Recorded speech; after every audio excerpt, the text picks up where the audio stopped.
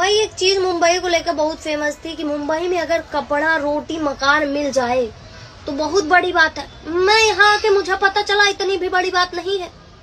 दरअसल बात क्या है कि रोटी यहाँ पे कोई बना ही नहीं रहा है, किसी के पास टाइम नहीं है बनाने के लिए।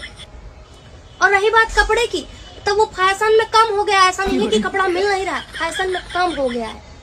और मकान भाई जो मिल रहा है वो इतना छोटा है कि हम लोग उसको मकान बोल ही नहीं पा रहे हैं, समझे।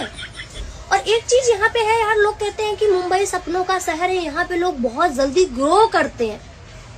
इसलिए ग्रो करते हैं क्योंकि यहाँ पे लोग अपना काम करते हैं, दूसरों की चुगली नहीं, तो इसलिए ग्रो करते हैं। शहर अच्छा नहीं, यहाँ के लोग अच्छे हैं क्योंकि यहाँ अपने काम से काम रख रहे हैं। यहाँ पे लोग लड़ाई नहीं कर रहे हैं, पता है क्यों? क्योंकि लोगों के पास टाइम ही नहीं है, टाइम ही नहीं। लोग पीठ पीछे बुराई नहीं कर रहे, इसलिए क्योंकि रूम इतना छोटा है कि वो पीठ पीछे